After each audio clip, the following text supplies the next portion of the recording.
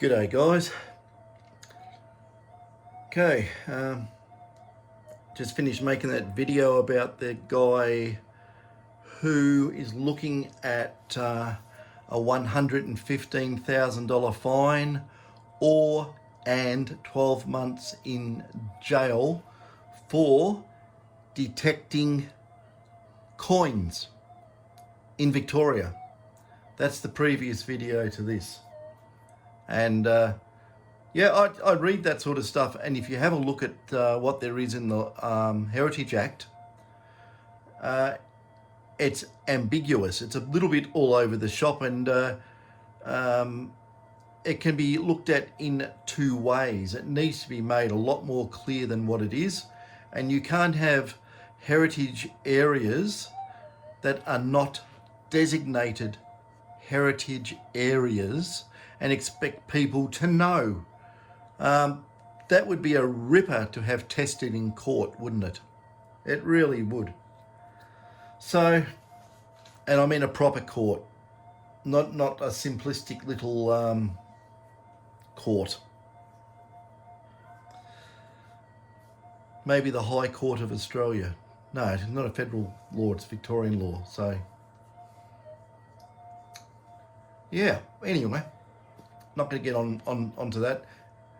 First of all, if you can have a look at this little detector here, it is making a bit of noise. There's a reason for that. It's because it's the two input stages are completely unbalanced.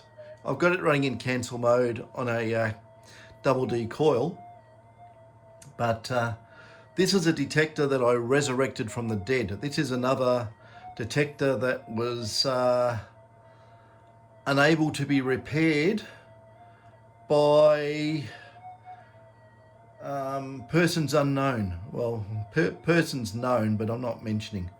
So they couldn't fix it. So yeah, I got this one up and going, and it needed a fair bit of work actually. One of the main problems that I thought was very, very interesting, if you have a look on all these detectors, a little black diode, no one knows what it is.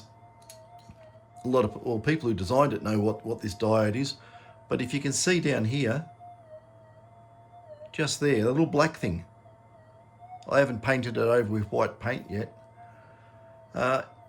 People look at that and go, oh, what is it? What is it?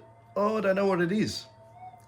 If you want to know what it is, it's a 39 volt Zener, or Zener, however you want to call it.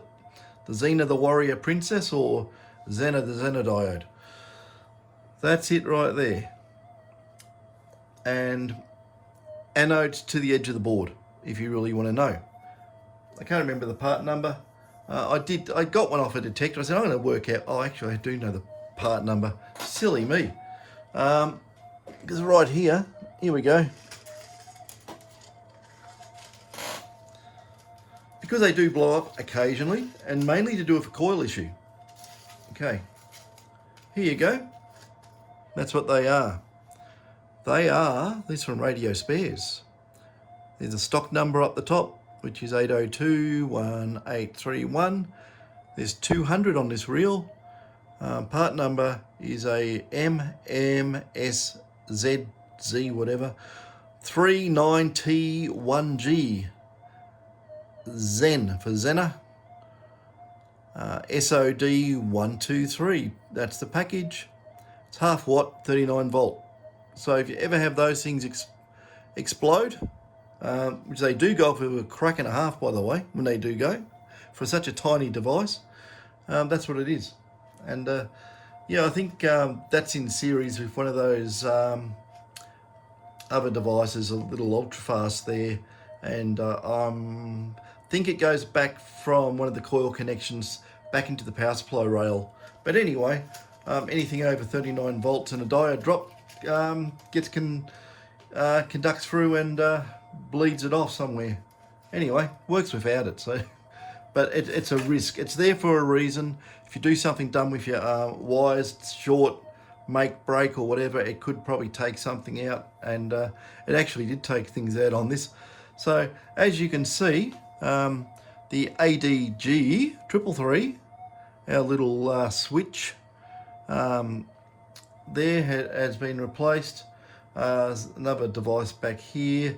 I had to replace, I don't know why this was, I had to replace some resistors in the audio area here. They had gone open circuit, and well, near enough open circuit, and the volume was really, really low. So I replaced those, and she works. I just been playing around with some filtering. I just doubled up the filters here, the filter values. Well, actually probably a little bit more than that. And you can work in particular areas on the other side of the board as well. You can do a lot of things to various capacitor resistor values, change them, get different filtering. You got to be careful. You don't want to slow it down too much so the detector's quiet and it will not respond to small gold. And you don't want to set it up in a way that it turns into a complete chattering mess that will also obscure small gold as well. So, you know, you can play with this sort of stuff. But the main one at the moment, years and years ago, I attempted to replace the input operational amplifiers, and it wasn't in a GPX, but it's the same basic thing. I attempted to do it in a GP3500, and actually what happened? It was a complete utter shambles. It would not work for a start, and I made sure I didn't have, you know, the any of the balance or compensation pins touching anything. Otherwise, I basically put it in there, much the same as exactly like the AD797 low noise op amp, and it was a complete disaster. No way known could I get it stable. I tried all sorts of stuff trying to stabilize it, you know, trying to match it on a feedback non-inverting input resistance there to inline resistance. You know, basically trying to do a compensation, trying to, you know, even out the bias currents, all sorts of stuff I tried. I tried extra C, no C, less C, bigger, you know, smaller feedback resistors, different, you know, combinations, different everything. I tried everything. Bloody well, I could not make it behave. It just took off, and it was just spurious. And you know what happened? It would look like it was working, and you'd zoom out, and it was artifacts everywhere. It was just the power supply was, it wasn't suppressing it. It was, yeah, all over the shop. It was an absolute dog's breakfast. So I just realised I had a whole tube of AD, not LT 1028s. Sorry, did I say AD 797s before? Well, no, LT 1028s. And I've also tried the LT 1128, which is a slower device. Still got exceptional noise figure characteristics. The noise figure on the LT 1028 is far better by about 2 nanovolts, right, at low frequency, probably around about 10 hertz, than the AD797. It's got really good specs, even between 1 and 10 hertz. The specification is really, really good. I think it's very low on noise there. It's what was it? I'm trying to remember off the top of my head. Might be 36 nanovolts or something, rather where the ADs are about 50 something. I might have it ran the wrong way. I haven't looked at the specs for years. The last time I looked at the specs on a LT 1028 was probably about 16 years ago. So yeah. Anyway, I had these tuber things. I said, bugger it, I'm gonna nut this out. I'm gonna work it out why it didn't work, and how can I make it work, and can I make it better? You've got to be careful with the op amps you put in the front of the end of these detectors. They've set it up in a way that it won't work with just anything. There's a lot of new stuff out there. It has very strange. Not strange, but I know why they've done it. You know, these devices have got no protection in them at all. They just got, you know, they don't have internal diodes or the base emitter junctions of internal transistors connected across the inputs back to front like they normally do. They just put a diode in there and have it go to positive and have it go to negative rail. You know, it ran the wrong way, so it doesn't conduct, of course. But there's problems with that when you run too much input into the chip. It wants to draw heaps of current and blows a bloody input stage out. So, yeah, been there, done that, blown up a few chips, going, what the hell? So I've gone and done a deep dive on the specifications and discovered that that's the way they're configured. There's other ones with no protection whatsoever. And this is the best one. I'm not going to mention the company, but it just kicked the tripod. It was really funny. It said in the specifications, we have not implemented any input stage protection, right? Because the added capacitance slows down the slew rate, right, of the device. But we're going to rate it at bloody umpteen 100 megahertz anyway, right? And then you read through the documentation, we recommend that you put protection diodes on the input. And I went, what? You know, that's like building a motor vehicle, right? Comes out the factory with square wheels on it. And in the brochure which you get with the car, it says, oh, we recommend putting round wheels on it. It's completely bizarre how they could even fathom writing such a statement.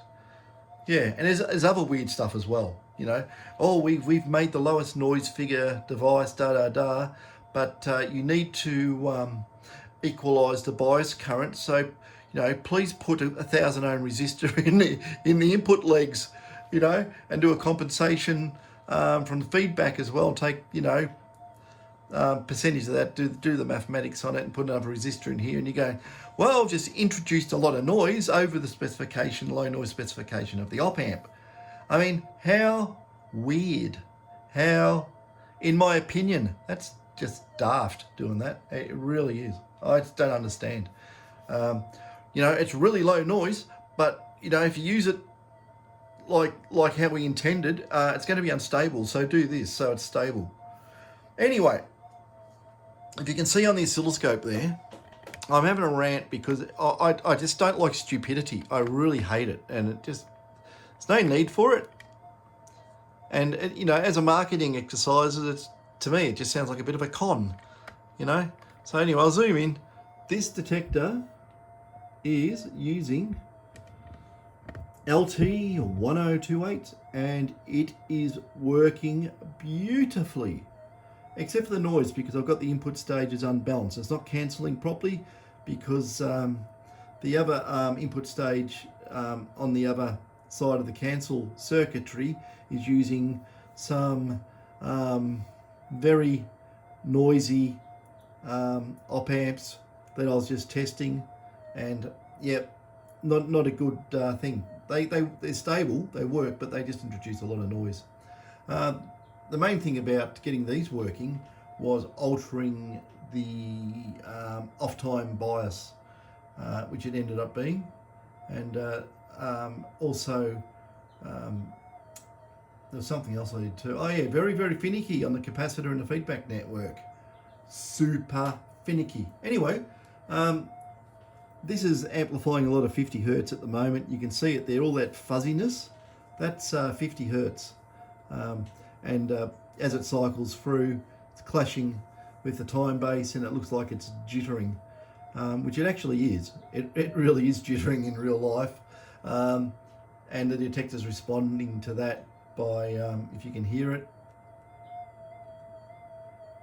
it's still not much audio there, but I'll tell you that I'm not running full gain on that channel either. I'm running, let me think what it was, because I tried lots of variations, and I ended up utilizing a gain of 40, right? So I'm running a gain of 40 on the LT1028 channel, and I'm running a gain of 48 on the other channel. So that's why you got that imbalance. There's no way known it's going to cancel doing that. And the other chips are a little bit on the noisy side anyway. And yeah, things don't line up properly, and you get any residual unbalance between those two circuits, even though one's flipped 180 degrees to cancel out, you know, the noise. It doesn't, right? So if I put two LT1028s in there, it would probably work really, really well. But what got me is, I'm going to turn the volume up on this again, is the sensitivity. I've only got this on one channel, but the sensitivity is amazing out of the LT1028 if you can make it run, and it really is difficult to make it work. But if we have a look here, I'm very close to the coil with this camera, and as I turn it you can hear it. So there's our trusty old coil. Now this is in normal mode. Let's check. It's in cancel, normal mode, normal timings, deep, fixed, and everything else is factory spec. This hasn't got variable. I have not put variable frequency in this, so the timings are factory. If you look at those small receive windows there on the oscilloscope, they're about 35, 36 microseconds. So this is standard. But anyway, we have our old trusty little 0.05 grammer, and you got to remember this is on reduced gain.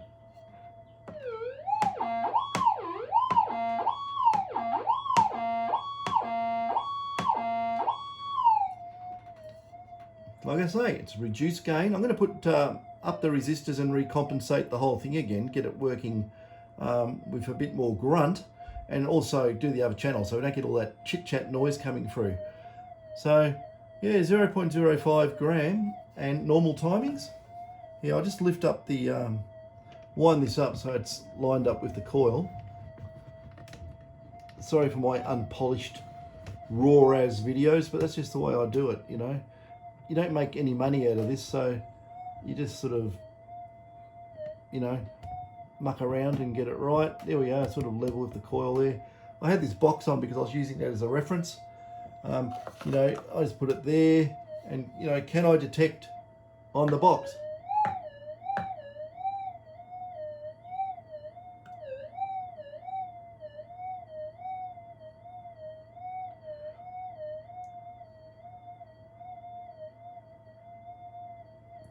Now, I will say that is,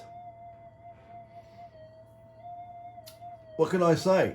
That is, in my opinion, we'd have to use the F word, and then we put awesome after it. So that would be frighteningly awesome, right? Frighteningly awesome. That is really good actually, because that's a standard 11 double D. I'm running very low gain, right? It's completely unbalanced. I've got some extra, you probably saw the blue capacitors on there. I'm mucking around with the filtering at the moment on this one. After I got it going, I said, oh look, I'm going to try this. I'm going to go back and do stuff I did with the GP detectors and just, you know, correlate what I learnt back then and do it on the GPs. You know, you can work on these GPs forever, and you'll never ever come up with every combination of what you can do to make it better. But yeah, 0.05 on the point. That's a 0.1 there. That's how, ran the wrong way. That's how 0.1. And if I do it on a 0.1, what do you think it's going to do?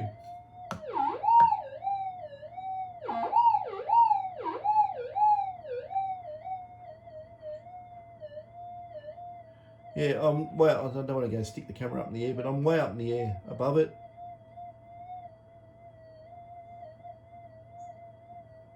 Yeah, it's lost in the noise. But if I had both channels on that properly aligned, balanced, and everything was running perfectly and matched, that would be awesome. And I've got plenty of gain to play with. It's got no afterburner on it or anything. This is just dead standard. And yeah, like I say, if you have a look at the oscilloscope. We'll go back down. I hope I don't drop it, because normally this thing just wants to get attacked by gravity when I do this. I'll do it slow. It's much more safe. Yeah, that's our waveforms. You can see them. They'll be jittering anyway because of the frame rate differences between the camera and the oscilloscope. But if you have a look at that at the moment, I'm straight out of the, you can't see, but anyway, I'm pointing at stuff on the detector. I'm straight out of the output stage, what I've put in. And if you have a look at that there, that's on 5 millivolts a division. And it's got a lot of noise and so forth because it's directly on the bench in front of everything. And I've even got the bloody battery chargers on. Damn, that's probably where a lot of noise is coming from. But normally I can get rid of all that noise. That's not a problem. Just completely clean that up and improve the sensitivity as well.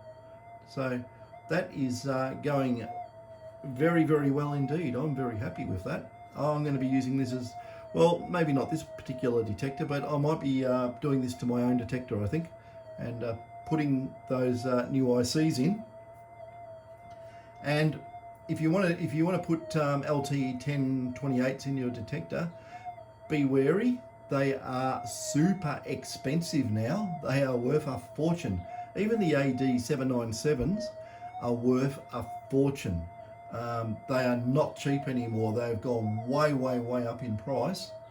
And be very wary that they're very, very easy to blow up. So if you have a look at the waveform here, that's 2 millivolts, it's a bit too low. I'll put this on, say, there we go. You can have a look at some of the leakage. You can have a look at the power supply dieback. Those sloping traces there, the bits of the trace sloping off the last receive window. That's, let me have a look at him. No, that's sorry. What am I talking about? That's where the thing goes into transmit mode. Hang on a sec. See if this thing locks up. Always wants to have level problems. As soon as I do that, these oscilloscopes hate all this mixed signal stuff. They don't like it, and it gets really fussy on how it behaves.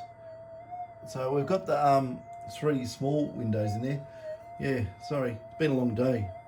I've been in here since about 7 o'clock. It's 8 o'clock at night now. So yeah, this is the transmit here. Basically, it's also decay of the power supply, but because the power supply only works in as transmitting. So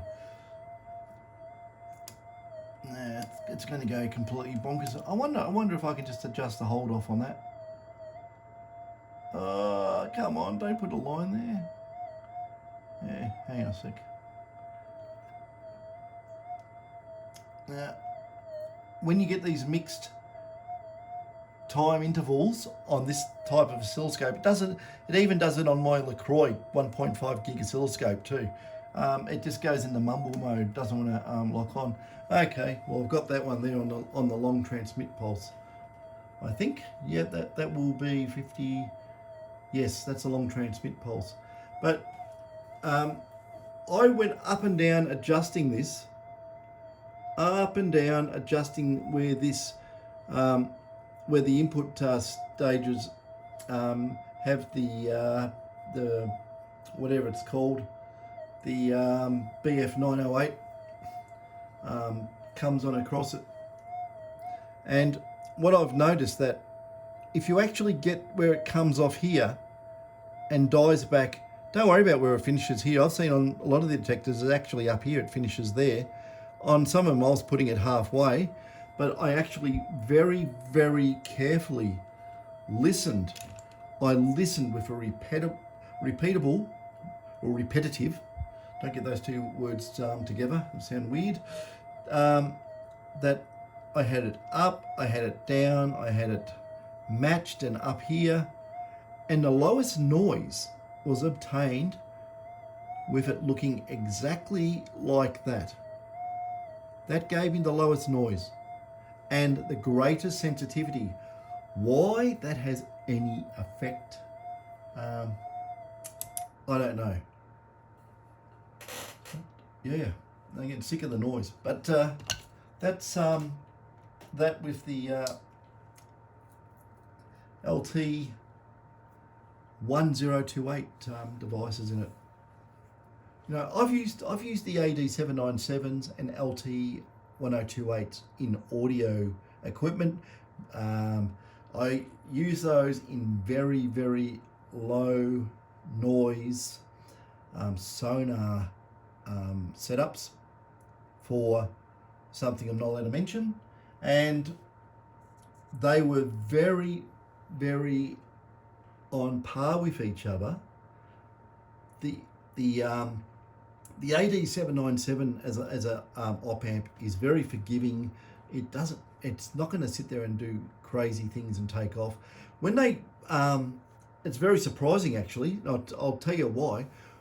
When they made the AD797, they internally, the whole thing's full of transistors, remember, and they omitted one intermediate gain stage, but they still managed to optimize the design of the IC to get the same gain with two stages rather than three.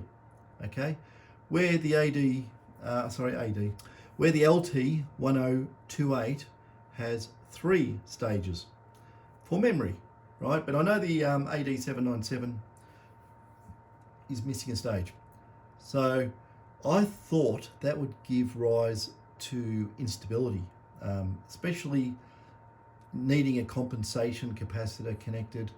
But the thing is, it doesn't need it. It just works. It works fine. You can shove it in there blindfolded, and that chip will work. The LT 1028 or even the 1128 is a bit more tame, but it will sit there.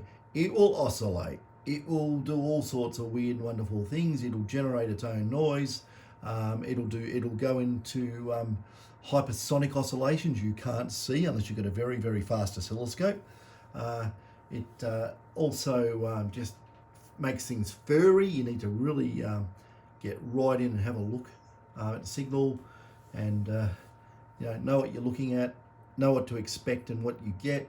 Short the input out and just see if there's still razookas hanging around there, and just clean it up. It's very the other thing too, the LT 1028 is very fussy about capacitance on its inputs.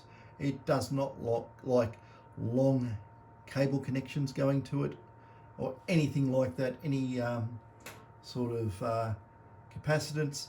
I know, I've seen in audio circuits, people love putting 50 picofarad across the input. You do it on that, you make a power oscillator. Fantastic.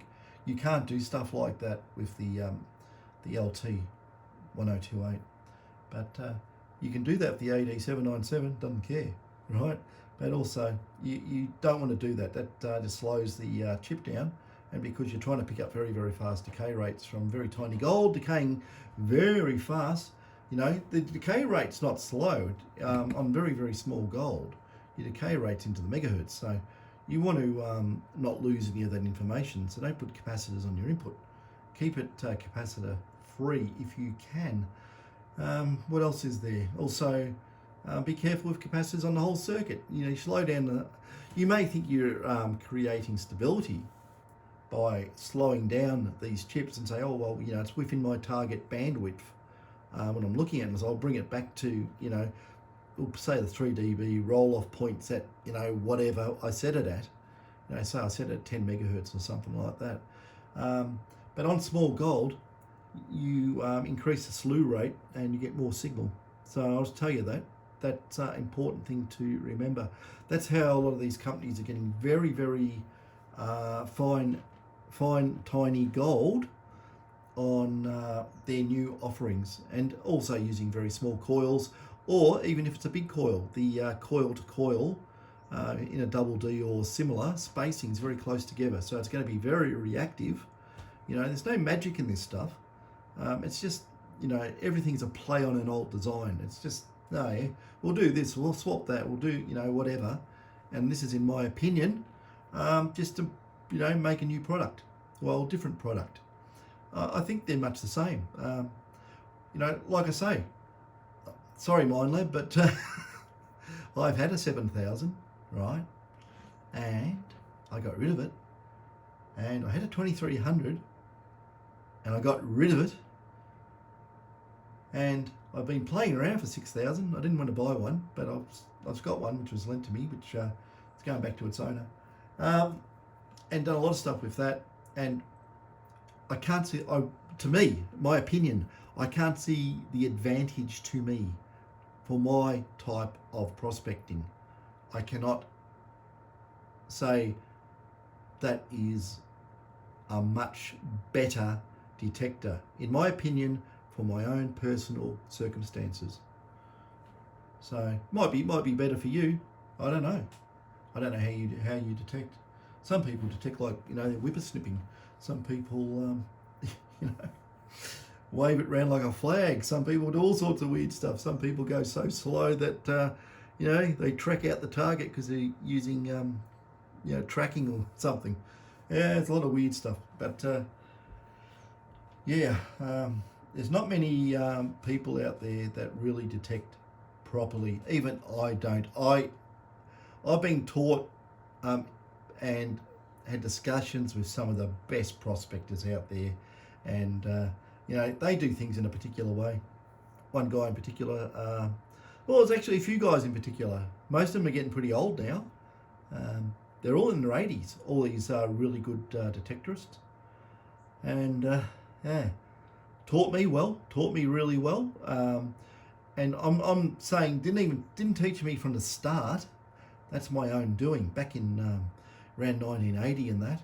But later years, when I've been out with these guys, I tell you who taught me a lot of stuff. One of the guys taught me a lot of stuff was when we were testing nugget finder coils, was Neville Perry. God rest his soul. Very good guy, Neville. That's the guy who was on the gold show, you know, Aussie Gold Hunters, that were doing the excavating on Charlie's Gully. You've probably seen that. And yeah, it's one of them. Another one who taught me a lot was one who used to work for Bendigo Gold. Used to work for Bendigo Gold. Very, very, very good prospector. Very good prospector. Side by side, he'd hear stuff that I'd be iffy about, and he'd say, "That's gold," and I'd go, "You sure?" You go, "Yeah." He goes, "I'll bet $100 on it," and out would pop a little tiny nugget.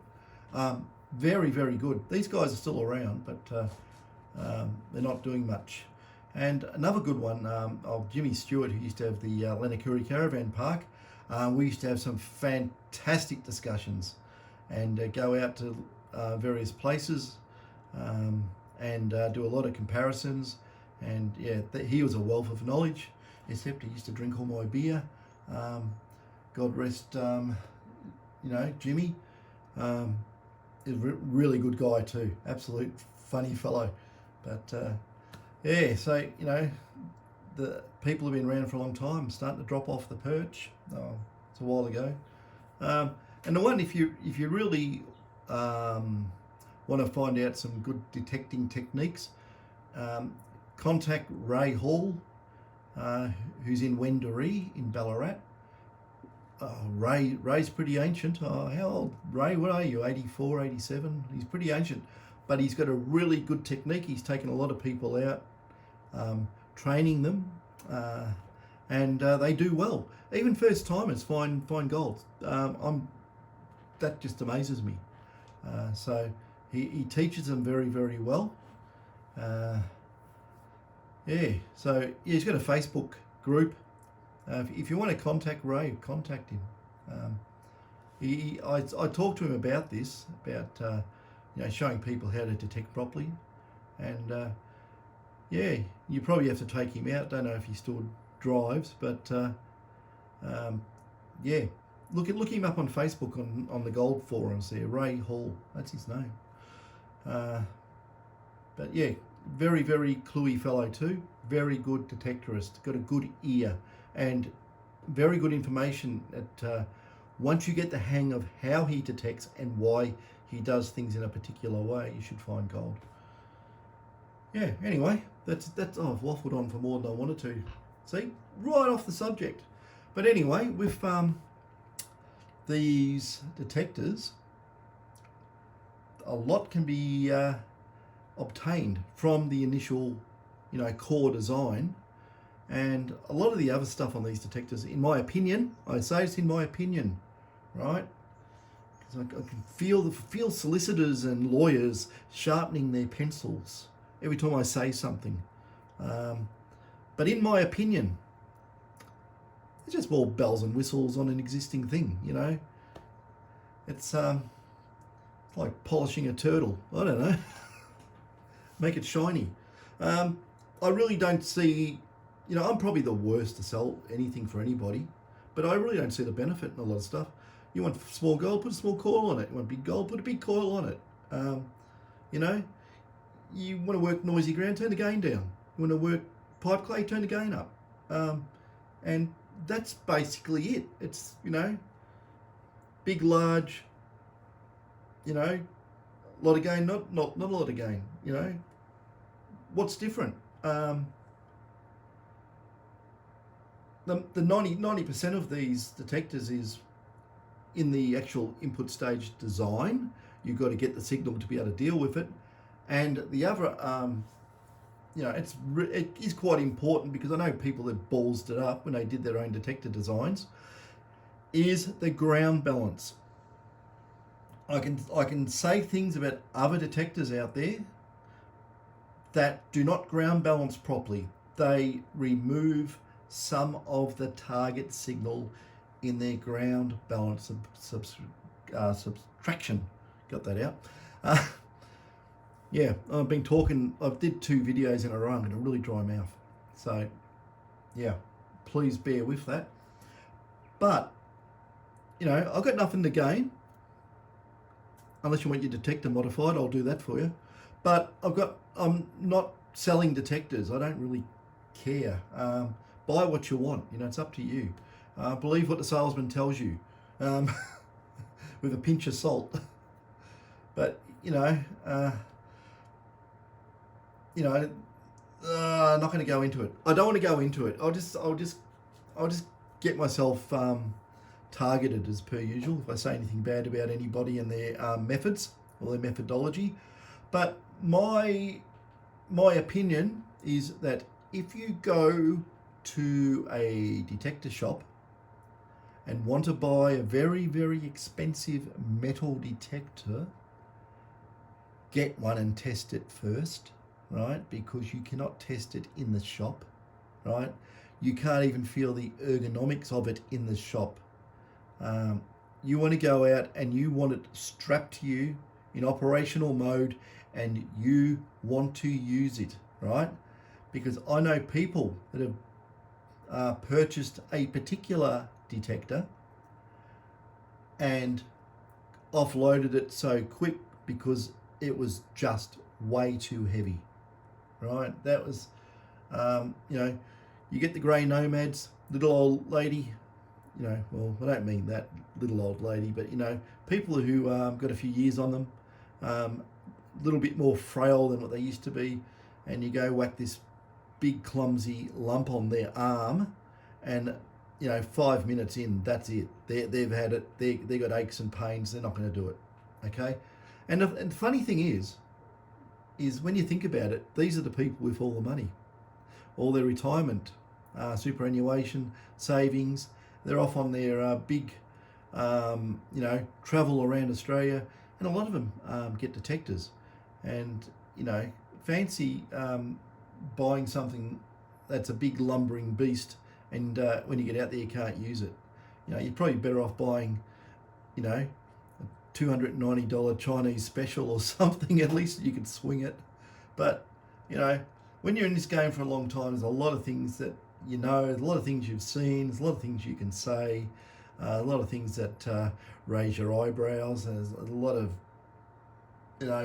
BS, and there's a lot of fibs, and there's a lot of obscuration you know, there's a lot of funny stuff. There really is. So, you know, treat detecting like dealing with a used car salesman.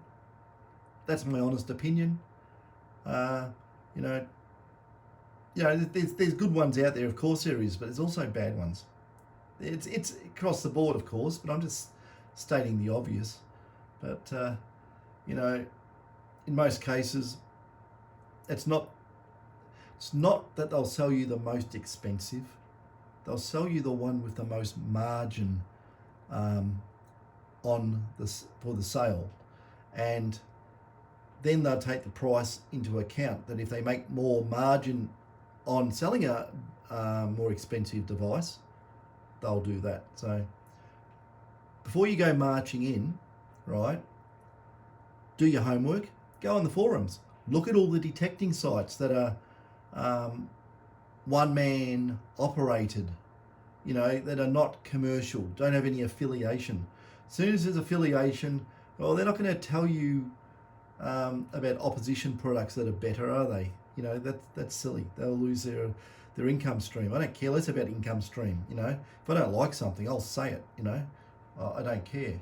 Like I don't know. Well, I'm not going to say anything now. I could, but I'm not going to. I probably said enough anyway. But they're only my personal opinions by using the products. I've used them, knowing what I'm doing. And if I don't know what I'm doing, I'll ask someone who used it, who's had it for a while, and say, am I doing this right? Because when I first had the 7000, I didn't know what did what on it. And I had to actually ask people, say, how do you actually use it? What is the high yield? What does that mean, high yield? What, more nuggets come out the ground? Is that what it means? They go, no, it doesn't mean that. Of course it doesn't mean that. But what does that mean? You know, you could put something on there that says, you know, mashed potatoes, high yield mashed potatoes. What's the bloody difference? I don't know what it means. And now I do. I've read it, and it's, you know, it's just, in my opinion, you know, just marketing. And, you know, what it is, what it is. You know, really, go and bury some targets and try different modes and swing over them in different soil and see what does what. But you know, I'm on the level saying stuff like that because all you guys who go detecting know exactly what I'm on about super heavy detectors and performance and, you know, how it all works. But yeah, wait till I finish this one here off this that with its bank of blue capacitors on there. Now you can see where the filter points are. Don't do those ones. Don't need to. Just do those ones there. So you can put on some. You got to put very low dissipation capacitors there. Don't just put bloody ceramics there or something like that. You'll stuff your detector. Yeah. So there's a lot of things you can do. When you do that, you got to do other things to it, by the way, too. You're going to have the signal's going to drop off. So don't just copy what I do by seeing one part of it. You need to do the whole thing. And, you know, that's better when you do the whole thing. Okay, I hope that's been enough waffle and, you know, various bits of information. I hope people find it useful. I hope it saves people from destroying their bank accounts over something they don't really want. And, yeah, there's nothing wrong with these old detectors. Like, I'll tell you what, even if I got my hands on, which I have got actually, I've got a few of them. Say I had an SD2000, an old clunker of an SD2000, and I've got one, I've done it up. It's actually really, really, really good on deep targets. It actually is one of the better detectors that I've actually used on big, deep targets. So, you know, and you can use a very lightweight, big 25-inch coil on it, and those coils we use most of the times. If we want a commercial coil, I usually just go straight to Rowan Johnson and get a nugget finder coil. I've done a lot of initial testing, like I say, with Neville Perry back in the day, and yeah, the coils were quite good. You know, you could no, actually, I really think in a lot of cases, the nugget finder coils are more, just basically look better and they work really well. They do, they work really good. I've made up some that, but I put a lot of time and effort into making my coils that, you can't go and do it commercially. It just takes too much time. They do work really, really well. And I do use those in some circumstances. But as a commercial coil and just want to go out and, run around the place, yeah, nugget finder coils are the ones I like. And even so, a lot of people carry on about Minelab coils. They say, oh, Minelab coils, but actually, when you actually study the design of the Minelab coils, right? I don't mean the new ones, they're interesting. They're just interesting. But the older ones, you say, oh, it's got crappy paper on it and it's got a layer of carbon. But the way it's done in its pancake configuration and isolated top to bottom of the overlap is how I would do a coil like that if I was going to do one, right? The only problem doing it with paper, cardboard, is don't let it get wet, because if it's got a pinhole in it, it's going to suck water in and it's going to go pear-shaped. So, and the glues over time, they debond as well, and the paper flops around, and I pulled them apart and seen that. They put hot melt glue on, hot melt glue, temperature cycles, and just breaks away, and it all becomes loose. That's for all of you making coils out there. You got to be wary of that. Use something like a not a silicon, because silicon is a terrible thing to use on coils. Something you can get really good hot melts, but they're not standard hot melt glue. I bought some from Element 14 or Farnell, whatever their name is.